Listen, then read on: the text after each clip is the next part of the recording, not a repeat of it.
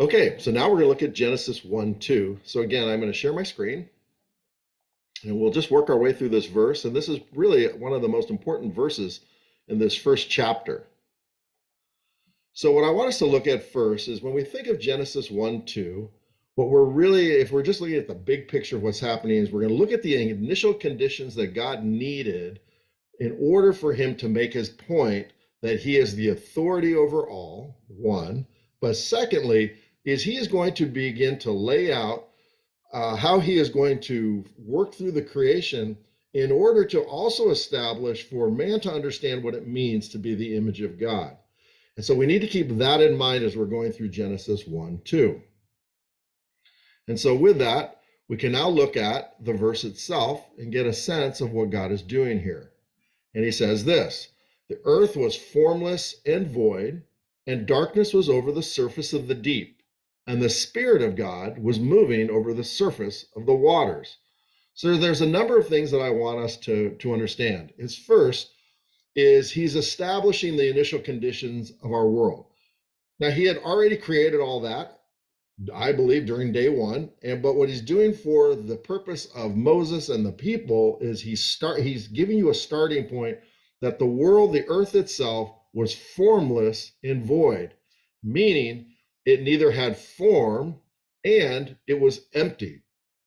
Okay, and so I would like you to try to picture this in your mind as we go through this, because what this is going to do is establish for us the actual trajectory of the rest of this chapter and how man, as the image of God, is to live that out. So let's just go through this verse word by word, sentence by sentence. So the earth was formless and void, and darkness was over the surface of the deep. So now we have this world that has no form, and it's empty of everything, and it's completely dark, or darkened around it. Okay, and that darkness is over the surface of the deep.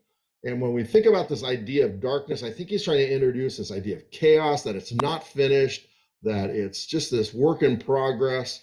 And then what he's going to do is says, and the Spirit of God was moving over the surface of the water. Now, a few things for us to notice about the Spirit of God. One is that the Spirit of God is distinct from verse 1, chapter 1, verse 1, where it says, in the beginning, God created. This is now the Spirit of God. So whatever that means is it cannot mean that we have two gods, because that's antithetical to what the Israelites believed. They knew that there was one God, but somehow that one God is going to manifest in different persons. And in this case, we have God who created, and then we have his Spirit, the Spirit of God, in this verse, that is distinct from God, but still God.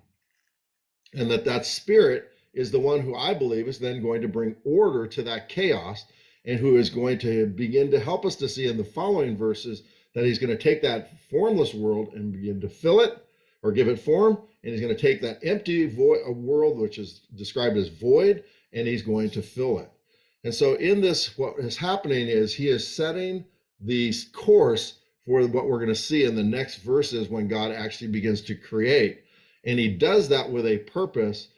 And the purpose is for us to understand, when we get to man as the image of God, for us to understand that what God was trying to do and what he wanted to do through the nation of Israel to the surrounding nations was they would then image him before the world, and they would carry out the very actions that God does, because they're made in his image, and therefore they should in some way do that which God does. But we need to understand the beginning of this, because this helps us to establish the context. So we have the earth. The earth is formless. It has no form. The earth was empty. But with that, there's this darkness that surrounds the earth. And then we have the Spirit of God who's moving and hovering, and he is about to introduce order, divine order, into the chaos that now exists. So that's Genesis chapter 1, verse 2.